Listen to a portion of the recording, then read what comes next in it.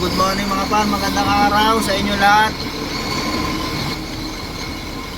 At dito tayo ngayon sa Bacoor, palabas tayo ng motor for magdi-diesel kami. Dapat kasi may biyahe kami ng San Simon, Pampanga, ngayon kinancel.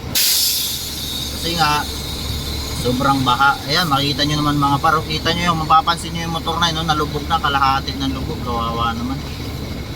Dito to sa Bacoor. Problema, nagkalat ng barrier dito sa ginagawang kalsada. Grabe ba, oh. Ngayon, paano tayo makadaan dito? Basaan ko itong barrier na to. Grabe ba, oh. Sasagasaan natin itong barrier na to.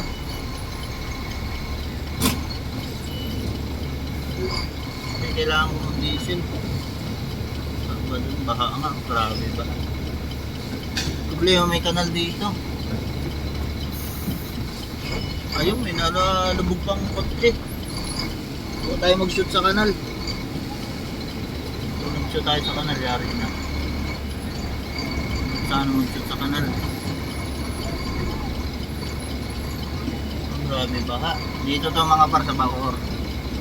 Punta tayo sa clean fuel. Ngayon, cancel yung aming bakal. Kaya sisimento muna kami kasi may tukaw. Tapos na may jumbo kami. Tatatakot. Kasi itong part ng gitna na to ginagawa to eh. Wala tayong idea dito sa bumbaha oh. Ayan, may tumirik na mga par. Kotse. Napakalakas naman kasi ng ulan. Kasi kaya na-cancel daw yung aming bakal sa San Simon, Pampanga. Yata sa Balintawak, parang ganun pinakancel.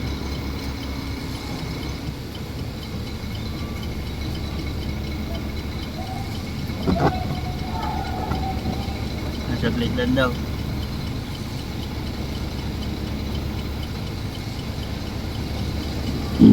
Tumirik na, tumirik.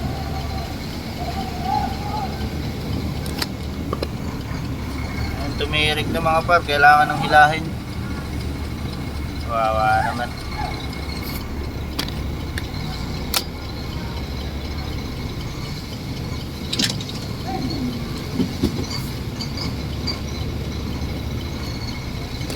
Baha na, tumirik na yung kotse. Tumirik na. Salim. Salim na dyan. Nagkalat na yung mga barrier dito sa ginagawang kalsada. Ayan oh. Grabe mga par.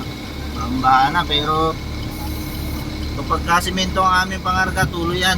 Tuloy ang ano namin biyahe. Depende na lang sa planta. Yun nga lang, medyo mabagal ang kargahan. Kasi parang dagat na to mga par. Kailangan na dito ng bangka. Ito try natin mag diesel dito. Ito bamba talaga oh. Mga diesel tayo. Sus, grabe. Ay, ginamitan na ng kariton para maitulak mga tao para makatawid. Dito naman sa part na to walang ginagawa, doon lang sa paglabas doon.